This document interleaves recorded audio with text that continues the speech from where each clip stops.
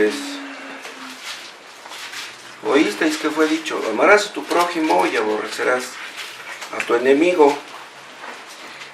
Pero yo os digo, amad a vuestros enemigos, bendecid a los que os maldicen, haced bien a los que os aborrecen, y orad por los que os ultrajan y os persiguen, para que seáis hijos de vuestro Padre que está en los cielos, que hace salir su sol sobre malos y buenos, y que hace llover sobre justos e injustos. Porque si amáis a los que os aman, ¿qué recompensa tendréis? ¿No hacen también lo mismo los publicanos? Y si saludáis a vuestros hermanos solamente, ¿qué hacéis de más? ¿No hacen también así los gentiles?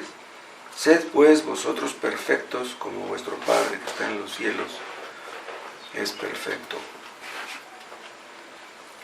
Padre, bendito tu nombre, te damos gracias, te alabamos, porque tú eres nuestro Dios, porque tus misericordias son nuevas cada mañana. Y es por eso que pudimos despertar con bien y estar aquí en esta hora. Te pedimos que tu nombre sea glorificado con lo que vamos a escuchar. Aplica, oh Dios, estas verdades eternas a cada caso particular, a nuestras mentes, a nuestras almas. Danos tu gracia, Padre, para andar en tus caminos, para obedecerte, para agradarte, Padre, con todo lo que hagamos. Que tu Espíritu Santo haga la obra en todos nosotros. Te lo pedimos en el nombre de Jesús. ¿Qué hacéis de más? Les dice Jesús aquí en el versículo 47. Con esta pregunta, Cristo quería hacer pensar a sus seguidores. En realidad es algo que Dios usa a menudo. ¿Se acuerdan en el Antiguo Testamento cómo Dios le dice a Moisés cuando se va a esconder después de pecar? Dice, ¿dónde estás tú? Dios ya sabía dónde estaba Adán. ¿Por qué le preguntó eso? ¿Dónde estás tú? Porque quería guiarlo a reflexionar. ¿Se acuerdan cuando Elías huía de Jezabel, que lo quería matar? Dios va y lo busca y le dice, ¿dónde estás tú, Elías? ¿Qué haces aquí, Elías? Le dijo. Yo ya sabía qué hacía, pero Elías tenía que reflexionar por qué estaba ahí. Elías estaba huyendo por salvar su vida, le tenía miedo a una mujer. Dios hace preguntas a menudo para guiarnos a reflexionar. Las preguntas que Dios hace pueden ser muy sencillas, pero créanme, son muy penetrantes. En una ocasión le pregunta a Pedro, Pedro, ¿me amas? ¿Qué pregunta es esa? La religión cristiana está diseñada para guiarnos a pensar. Las religiones falsas guían a los hombres a través de sus emociones, pero apagan la mente. La religión verdadera se dirige a nuestra mente. ¿Cómo en las religiones falsas estimulan las emociones? A través de los cantos, a través de la música, incluso a través de la predicación. Pero no los guían a pensar. El cristianismo se dirige a nuestro intelecto. ¿Por qué? Porque Dios quiere que pensemos, y Dios quiere que pensemos correctamente. Acuérdense que vimos en algunas ocasiones anteriores que no debemos buscar vengarnos de los que nos ofenden, ¿se acuerdan? Debemos incluso amar a nuestros enemigos. Si somos hijos de nuestro Padre Celestial, debemos hacer lo que Él hace. Él ama a sus enemigos. No para salvarlos, pero los bendice, les da bendiciones de muchas formas, y nosotros debemos hacer lo mismo.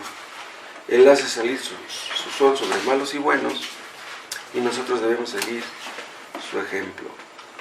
Vean lo que dice el 46. Porque si amáis a los que os aman, ¿qué recompensa tendréis? ¿No hacen también lo mismo los publicanos? Vean, los ladrones aman a los ladrones. Nosotros debemos ser mucho mejores que ellos. Si nosotros somos incapaces de amar a nuestros enemigos, entonces ¿qué hacemos de más? Y si no hacemos algo de más, si no hacemos algo más de lo que hacen los inconversos, entonces estamos en el nivel de los inconversos. Si solamente amamos a los que nos aman, estamos en el mismo nivel que los paganos, en el mismo nivel que los ateos. Los ateos aman a los demás ateos. Nosotros, ¿qué hacemos de más? Nosotros los cristianos tenemos que ser mejores que los que no son cristianos. Y no debemos darles la pauta a nuestros vecinos como para que piensen que son mejores que nosotros. Nosotros debemos ser mejores que nuestros vecinos. Debemos ser mejores que las personas que son reconocidas como santos, pero que no lo son. Debemos ser mejores que los falsos maestros, que prometen libertad, pero que son esclavos. El Papa es visto como un hombre santo. El obispo de México, el arzobispo, es visto como un hombre santo. Nosotros tenemos que ser mejores que ellos. Existen obispos que tienen muchísimo dinero, arzobispos, y que son vistos como filántropos, o sea, como gente que ama a la gente. Hay mujeres como la Madre Teresa de Calcuta, que es vista con admiración, o que fue vista con admiración, que es puesta como ejemplo. Nosotros tenemos que ser mejores que lo que hizo ella. Los fariseos eran vistos como santos, pero Cristo dice que nuestra justicia debe ser superior a la de ellos. Nos preocupamos nada más por los que se preocupan por nosotros. Amamos a los que nos aman nada más, y tal vez a lo mejor ni a esos amamos.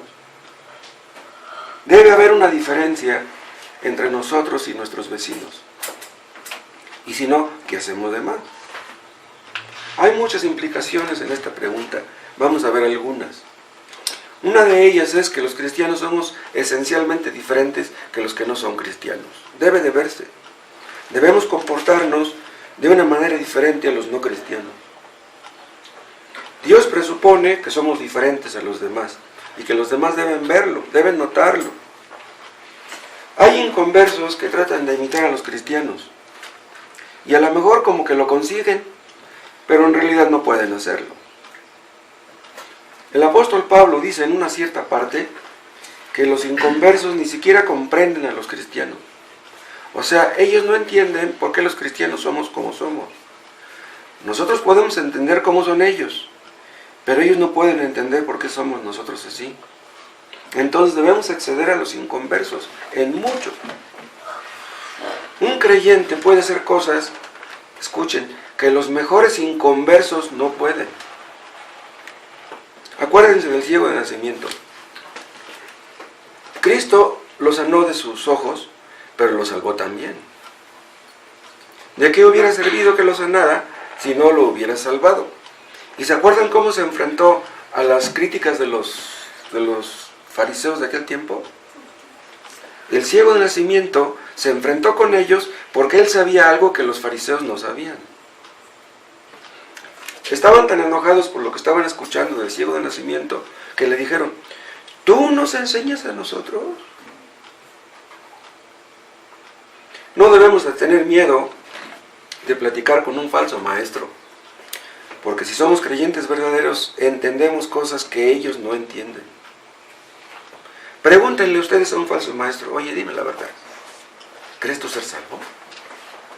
¿Crees tú que has nacido de nuevo? Esa pregunta no se la hacen sus seguidores. Pregúntaselos tú. ¿De veras crees que has nacido de nuevo? A ver, dime, ¿en qué te basas para creerlo? Si tú les haces esa pregunta, los vas a agarrar fuera de la base y los vas a confundir. Ni sabrán contestarte realmente. Un inconverso es una persona que no ha sido regenerada por el Espíritu Santo. Y por lo mismo no entiende a los cristianos. Los cristianos tienen el Espíritu Santo. Si no lo tienen, obviamente no son cristianos. Entonces, teniendo el Espíritu Santo, podemos hacer cosas que los inconversos no pueden. En los cristianos ha ocurrido un milagro. Entonces, tenemos que hacer algo de más de lo que hacen ellos. ¿En qué forma somos mejores que los inconversos que nos rodean, que los religiosos que nos rodean? Algunos se meten en una religión y aprenden algunos versículos de memoria, aprenden algunas doctrinas, tal vez hasta se hagan expertos en ciertas doctrinas. ¿Y saben qué hacen algunos? Tratan de humillar a los demás, a sus parientes, a sus conocidos, que no conocen lo que ellos conocen. Entonces, usan sus conocimientos para humillar a los demás. Se quieren sentir superiores a ellos, porque supuestamente tienen conocimientos. Pero hacen algo de más, aparte de conocer las doctrinas. Los que nos rodean, hermanos, no quieren escuchar que sabemos mucho. Quieren ver si realmente ponemos en práctica lo que conocemos, lo que entendemos, qué hacemos de más. La justicia de los creyentes debe ser superior a la justicia de los inconversos. La justicia de los inconversos es una justicia externa. Yo ya no fumo, yo ya no tomo, voy al culto, oro por los alimentos, etc. Es una justicia externa. Doy una ofrenda, doy un diezmo. Pero los creyentes deben ir más allá que eso. Ahora, si vamos más allá que ellos, ¿entonces somos perfectos? No, claro que no. Pero debemos ser diferentes a los demás de manera que los demás lo puedan ver. Y cuando los demás vean que somos diferentes, no lo podrán explicar. Por muy inteligentes que sean, no lo podrán explicar. Algunos suponen que los cristianos somos personas honradas, que no decimos malas palabras, que no somos borrachos, que vamos a la iglesia, que leemos la Biblia, que oramos, etc. Pues hay pentecostales, hay testigos y hay mormones que hacen todo esto y no son cristianos. Mahatma Gandhi decía creer en Dios. Era un hombre admirado por todos. Incluso muchos que dicen ser cristianos toman a Mahatma Gandhi como un ejemplo a seguir, pero no era cristiano. Muchos admiraban a Martin Luther King, aún hoy muchos lo admiran, sobre todo en Estados Unidos. Martin Luther King no era cristiano. Era el líder de millones de evangélicos gringos, pero él no era cristiano. ¡Wow! Es increíble eso. Tal vez ustedes sean muy honrados, muy decentes y muy trabajadores. ¡Qué bueno! Pero ¿qué hacen de más? Muchas personas en este momento están en su iglesia y son celosas de su religión, pero no son cristianos. ¿Cómo sabemos que no son cristianos? Vean, cuando una persona no cree que Cristo sea Dios, esa persona no es cristiana.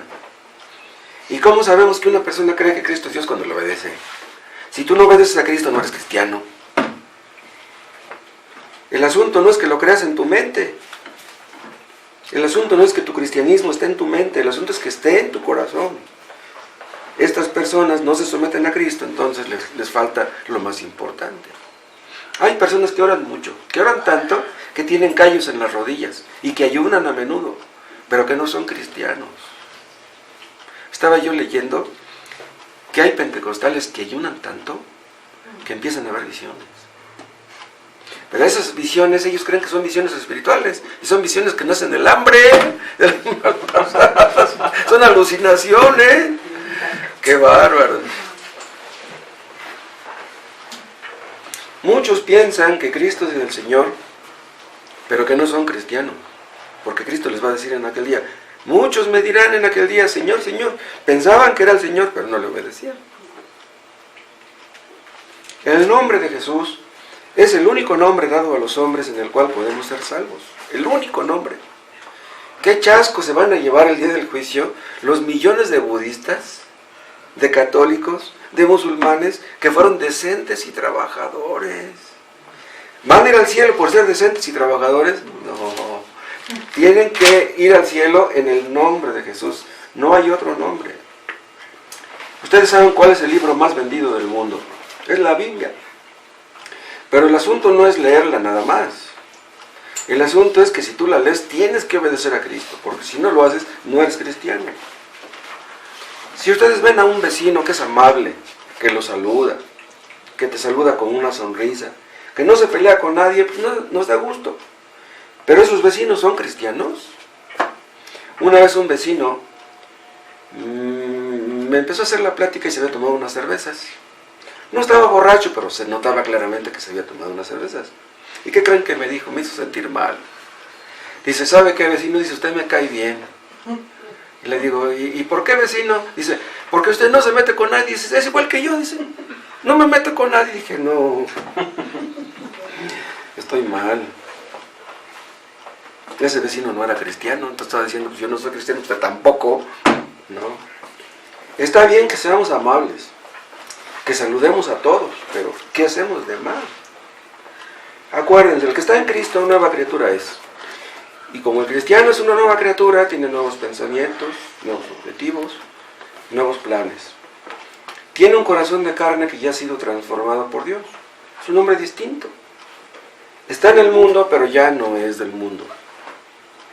Los inconversos, vean, pueden tener hijos muy brillantes, estudiosos, inteligentes, pero ¿son cristianos? Es el problema. Vamos a examinar al cristiano en sus diferentes áreas de la vida cristiana. Y lo vamos a comparar con el mejor hombre que no es cristiano. Por ejemplo, vamos a compararlo en la visión que ambos tienen de la ley de Dios. Un hombre decente, un hombre moralista, se conforma con cumplir la letra de la ley. La ley dice que no debo robar, yo no robo. La ley dice que yo no debo matar, yo no mato. Pero un cristiano se preocupa por descubrir cuál es el principio que está detrás de esos mandamientos. Detrás de la letra del mandamiento. El interés del cristiano no es el de seguir simplemente un código de conducta, sino que quiere agradar a Dios. Los moralistas, ¿a quién tratan de agradar? A sus pastores, a los líderes de su religión, a sus padres, a sí mismos. Les preocupa el qué dirán. Se sienten satisfechos cuando otros los alaban, cuando los felicitan, cuando los ponen como un ejemplo a seguir. Miren, deberían de parecerse el hermano fulanito, él llega temprano al culto y se pone a limpiar las sillas, él sí da ofrenda, no como otros que nomás echan moneditas, no, ese sí echa puros billetes, deberían de ser como él, y ellos se sienten muy felices de eso. Pero los creyentes verdaderos no buscan agradar al pastor. Los creyentes verdaderos saben que Dios los observa. Saben que Dios es bueno y que Dios es misericordioso. Saben que tienen que hacer la voluntad de Dios en todo. A los cristianos verdaderos les importa lo que Dios piense, no lo que la gente piensa. Los moralistas dicen, yo nunca me peleo con nadie. Yo me llevo bien con todos. Nunca he matado a nadie. ¿Saben ustedes que los budistas no matan a las moscas? Los budistas no matan a las cucarachas. Ellos creen que es pecado matar a una cucaracha. ¿En serio?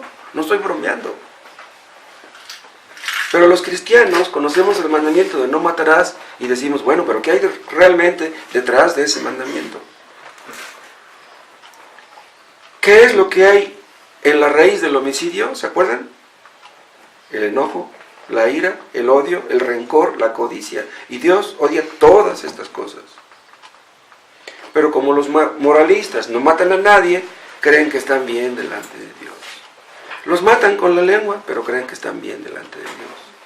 Entonces, tú le hablas a un moralista del Evangelio y dice, no, ¿qué me hablas a mí de eso? Háblale a los narcos, a los asesinos, a los drogadictos, a los criminales. ¿Qué me vienes a hablar a mí del Evangelio?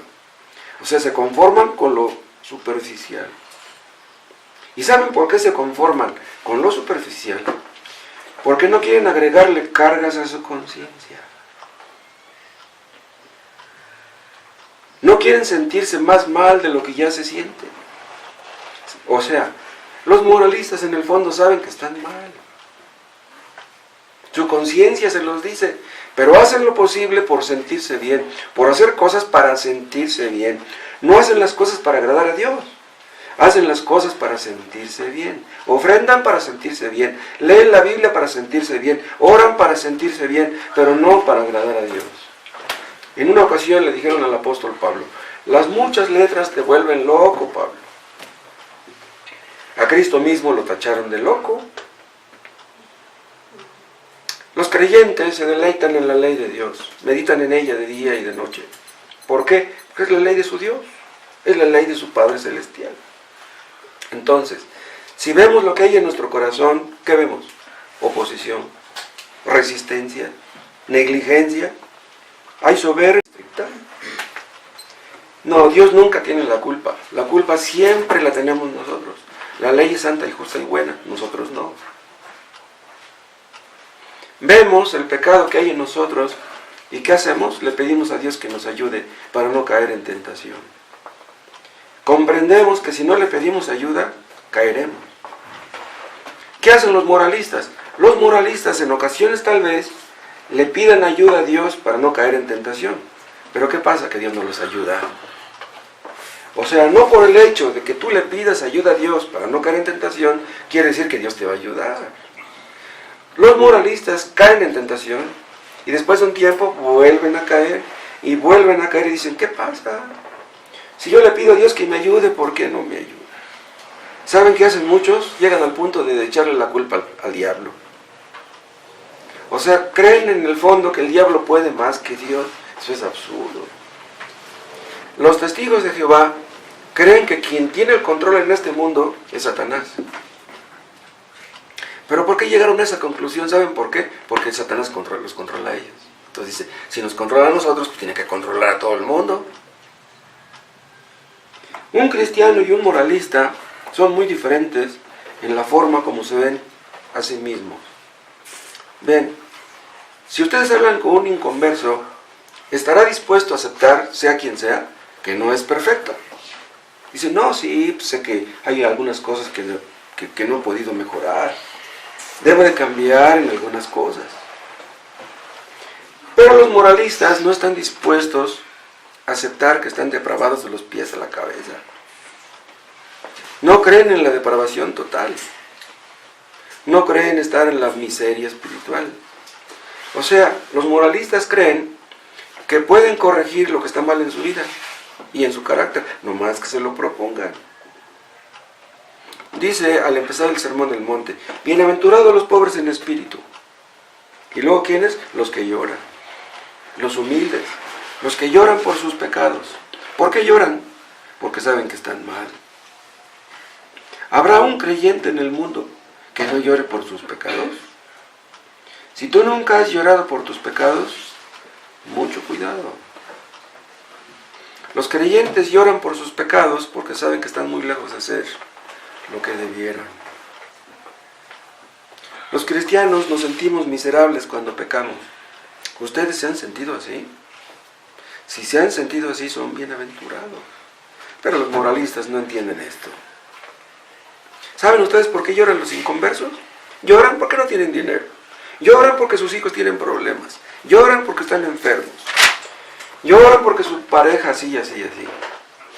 O lloran porque no tienen pareja, pero no lloran por su pecado. No pueden llorar por su pecado. Las personas que no son cristianas, muchas de ellas, tal vez tengan una buena opinión de la religión. Pero ¿saben ustedes cómo ven el Evangelio? Como algo absurdo. Ven el Evangelio como fanatismo. ¿Por qué muchas de estas personas ven la religión cristiana como fanatismo? ¿Saben por qué? Porque el Evangelio les dice que no hay nada bueno en ellos. Eso es lo que Dios nos dice en el Evangelio. Estamos mal desde los pies hasta la cabeza. Leen en Romanos que dice que no hay justo, ni siquiera uno, pero no lo quieren creer. Eso dice Pablo, que no hay justo ni siquiera uno, pero usted no me conoció a mí. ¿Saben ustedes quiénes fueron los que mataron a Cristo? No fueron asesinos. No fueron gente grosera, alcohólica, drogadita, no. Eran personas, los que mataron a Cristo, personas que no salían de su iglesia. Eran religiosos, que leían el Antiguo Testamento. Eran gente que era reconocida como santa. ¿Y por qué? Porque el Evangelio lastimó su orgullo. El Evangelio les decía que estaban mal, que estaban en el mismo nivel que los borrachos, que los asesinos y que los criminales. Ahora vamos a comparar al creyente con el no creyente en sus relaciones con los demás. Vean, hay inconversos que son muy amables, comprensivos, tolerantes, cariñosos. Así son por naturaleza. Hay inconversos a los que no les gusta emborracharse, ni robar. Hay inconversos a quienes les gusta ayudar a la gente necesitada. Son inconversos que parecen cristianos, pero que no son cristianos. Es más, Hay inconversos que en algunos puntos tal vez sean mejores que algunos que somos cristianos. Pero por muy lejos que lleguen esos inconversos, los cristianos tenemos que llegar más lejos. ¿Cómo vemos los cristianos a los inconversos? Los vemos como esclavos de sus pecados. Los vemos con compasión. Pobre gente, la que les espera. Estamos rodeados de gente pobre. Hay gente, mucha gente necesitada. Hay personas que no tienen para comer 3 veces al día, que si comen 2 se sienten afortunados. Pero ¿cuál es el verdadero problema de la gente? ¿El económico? No. ¿De qué serviría que ayudáramos a la gente pobre, que les lleváramos despensas y tortas y quesadillas, si son personas que van a terminar en el infierno? Lo que ellos necesitan no es dinero, lo que necesitan es a Cristo. Queremos que sean salvos. Cristo veía con compasión a las multitudes. ¿Por qué? Porque los veía como ovejas que no tienen pastor. ¿Por qué les multiplicó los panes y los peces? Porque tenían hambre. Pero Él sabía que su verdadero problema no era el hambre, ni la salud. Sanó a muchos enfermos, pero Él sabía que su problema de ellos no era la salud. ¿Qué es lo que la gente necesita? El Evangelio de la gracia de Dios. Existen inconversos que les inculcan a sus hijos que no se meten en pleitos. No pelees con nosotros niños, hijo. Si te agreden, si te ofenden, dale la queja a la maestra. No te pelees con nadie. Tú debes respetar a todos. Saluda a todos los adultos. Salúdalos de beso. Si te dan algo, dale las gracias siempre. ¿Es malo que un inconverso le enseñe a sus hijos eso? No. Hay padres que les enseñan a sus hijos muy buenos modales, pero que no son cristianos. Lo que queremos nosotros es que nuestros hijos sean cristianos. No es tan malo que tengan buenos modales, pero el problema es que no son cristianos. Los cristianos debemos ir más lejos que esas personas. Los cristianos no solamente refrenan sus deseos de venganza, ¿se acuerdan? Lo vimos. Sino que aman a sus enemigos. Van más lejos. Oran por los que los ultrajan y los persiguen. Entonces, no basta con que ames a los que te aman. ¿Qué haces de más? Nosotros, si hemos creído en Cristo, debemos hacer cosas que los demás no pueden hacer. Y si tú no haces nada de más, estás en peligro. No eres cristiano. Y si piensas que eres cristiano, te engañas. Los cristianos y los no cristianos también saben que reaccionan muy diferente ante la adversidad. Existen inconversos que sufren la pérdida de un ser querido con valor, con dignidad, con resignación. En el terremoto de septiembre pasado, entrevistaron a una persona que se le cayó su casa, y ¿saben qué dijo ante las cámaras? Dice, pues ¿qué me gano con llorar? Dice, pues ya, mi casa se cayó. Hay muchos que actúan de esa manera. Pues, ¿para qué? ¿Para qué lloro? Son personas que tienen resignación, pero Dios nos llama a nosotros no a tener resignación. Nos manda a estar contentos con nuestras pérdidas.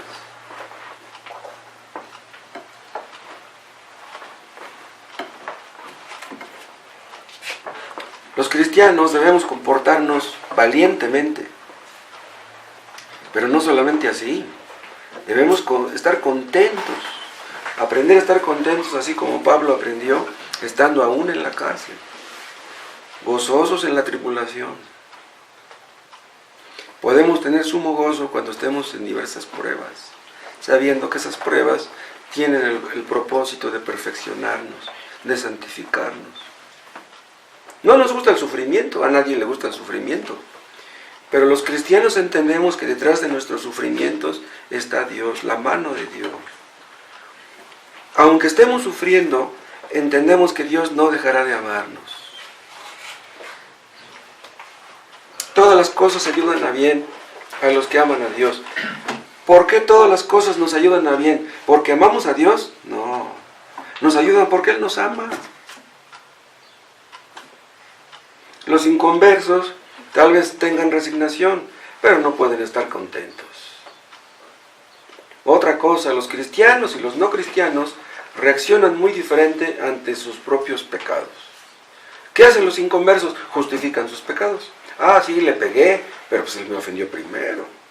Ah, sí, adulteré, pero pues es que ella me coqueteó. Ah, caí, pero pues es que mi marido ya no me chulea, pues por eso es que caí en adulterio. Pero los cristianos, cuando caen en pecado, se sienten miserables. Sienten que han transgredido la santa ley de Dios. Un cristiano no puede deleitarse en el pecado. ¿Por qué? Porque tiene un nuevo corazón, una nueva naturaleza. Los cristianos no estamos contentos cuando pecamos. Y los inconversos no están contentos si no pecan. Eso es lo que quieren, pecar. Los cristianos nos deleitamos en la presencia de Dios. Sentimos su presencia y estamos felices. Estamos contentos cuando hacemos su voluntad. Pero los inconversos, ¿qué es lo que aman? El pecado. Y si no en la superficie, porque son moralistas, en el fondo sí lo aman. Tal vez en su mente le digan no al pecado, pero en su corazón le dicen que sí. Los que han nacido por el poder del Espíritu Santo aborrecen el pecado en todas sus formas, en todas sus manifestaciones. Y por último, vean, los cristianos y los inconversos son muy diferentes en la forma como enfrentan la muerte. ¿Cómo la enfrentan los inconversos? Vean, hay algunos inconversos, o han existido algunos a través de la historia, que han enfrentado la muerte con valor, con dignidad. Como Sócrates, se suicidó. Se enfrentó a la muerte con valor, con una sonrisa en los labios. Pero los creyentes van más allá que eso. Existen personas que les han puesto la inyección letal y supuestamente mueren riéndose. Los creyentes pueden hacer más que eso. Los cristianos sabemos que somos peregrinos en este mundo, estamos de paso. Sabemos que hay una ciudad con verdaderos fundamentos cuyo constructor es Dios. Entonces, cuando se acerca la hora de nuestra muerte, podemos enfrentarla con valor y con dignidad y con esperanza. Los cristianos sabemos que la gloria nos espera. Sabemos que cuando muramos miraremos a Cristo, al que nos amó con amor eterno. Los inconversos no pueden morir así. ¿Se acuerdan qué dijo Pablo cuando estaba en la cárcel? Vean, su vida dependía de un hilo. Sabía que en cualquier momento llegaba el guardia y lo sacaba y lo llevaba a la muerte. Había muchas posibilidades de que muriera. ¿Y qué dijo? Dice, no sé qué escoger, si vivir o morir. Tengo deseos de partir y estar con Cristo, lo cual es muchísimo mejor. Pero quisiera vivir para ser útil a mis semejantes. Si me quedo en la tierra será para trabajar para Cristo. Y si me voy es para estar con Cristo. Esto no es resignación. Esto no es estoicismo. Esto es esperanza. Estaba Pablo en la cárcel y no dijo, pues si me matan ni modo, pues ya voy a quitarme de sufrir. No, él dijo, para mí el vivir es Cristo y el morir es ganancia. Eso no lo pueden decir los inconversos. Y otra cosa, los inconversos somos distintos. Los creyentes somos distintos de todos los inconversos en todas las cosas. Bueno, hacemos algunas cosas que los inconversos hacen. Eso sí, los inconversos se forman en la cola de las tortillas, los creyentes también. Pero hacemos muchas cosas que ellos no pueden. Tal vez ustedes nunca hayan matado ni adulterado, tal vez ni sean rencorosos ni borrachos, pero ¿qué hacen de más? Y si no hacen de más, les repito, ustedes están en el peligro y no entrarán en el reino de los cielos. ¿Qué hacéis de más? ¿Saben qué debemos hacer los cristianos? La meta del cristiano, el ideal del cristiano es ser como Cristo mismo. Ser distintos por ser distintos no es una evidencia de que seamos cristianos. Hay personas excéntricas que son distintas a los demás, que piensan diferente, que se visten de manera diferente. El asunto no es ser simplemente diferentes a los demás, el asunto es parecernos a Cristo. Vean Mateo 5.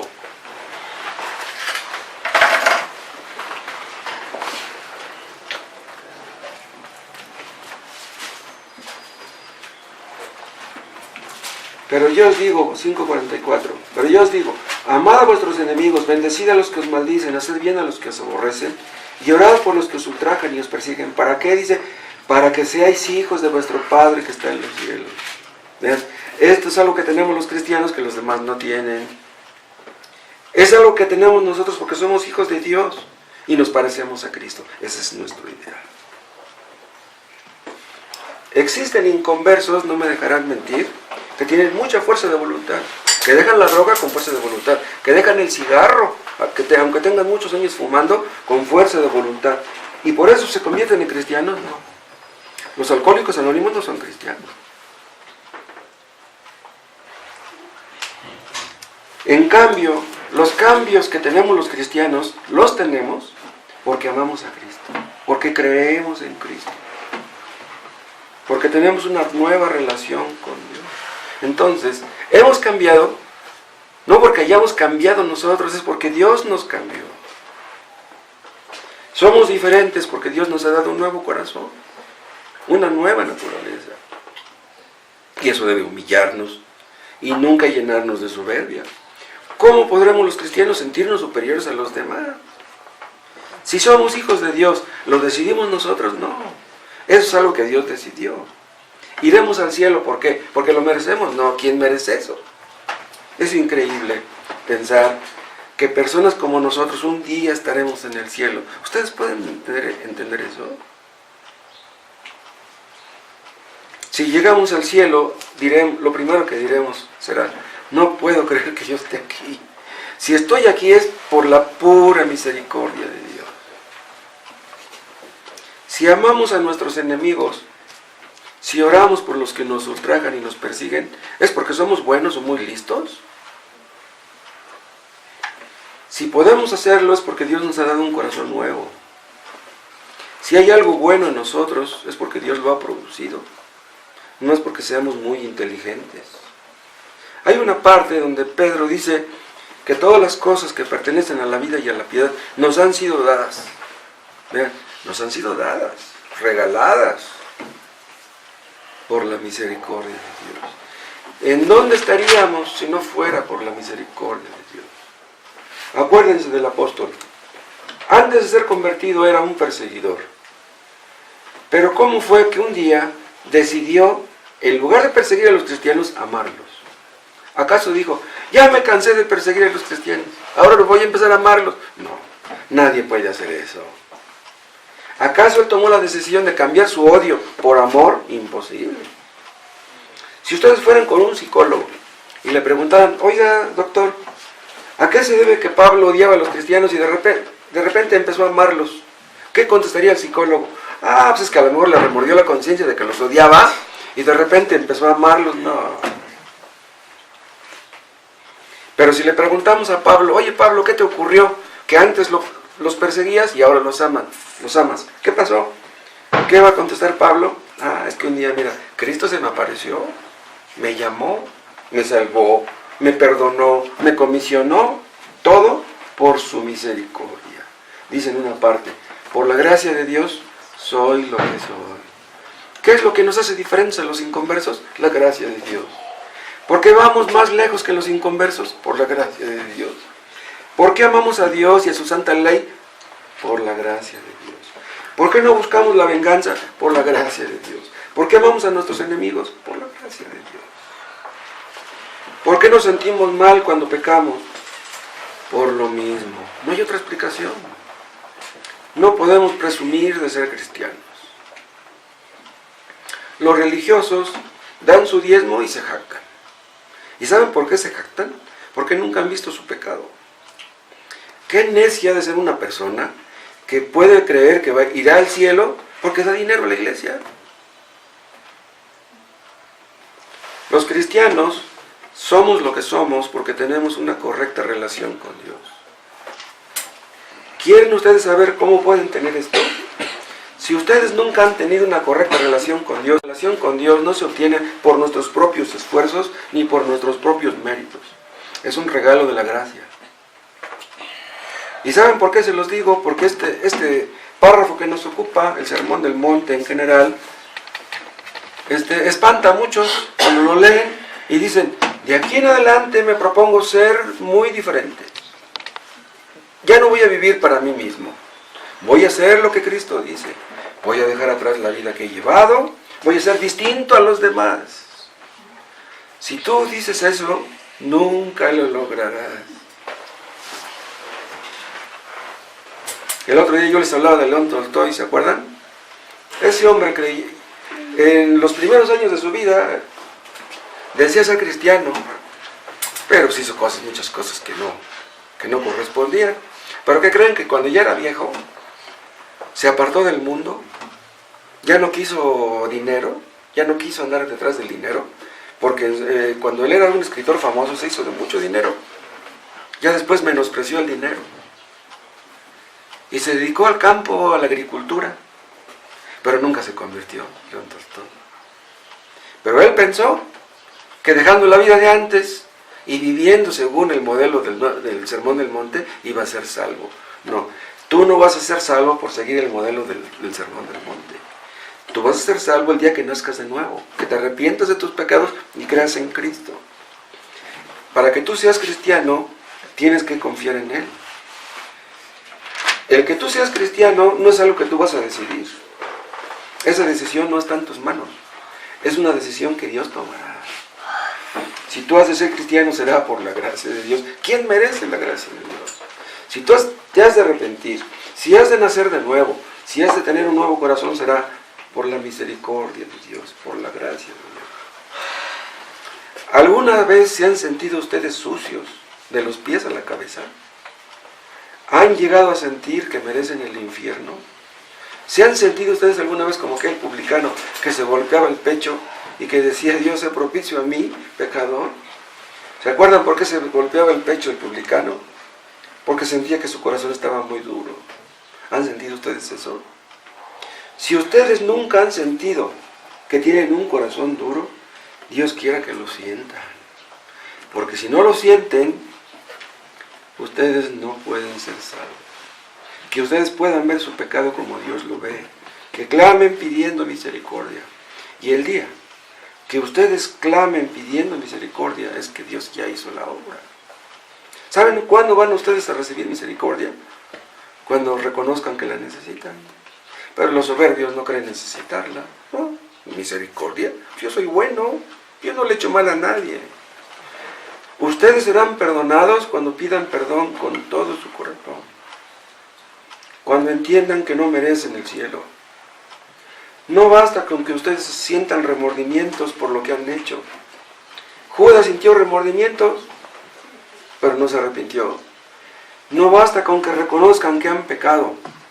Faraón lo reconoció y acabó mal. No basta con que ustedes lloren por su pecado. Hay muchos que lloran por su impotencia, pero no dejan su pecado. ¿Son ustedes diferentes a los demás? No basta con que lean la Biblia. No basta con que vengan a las reuniones. No basta con que oren por los alimentos.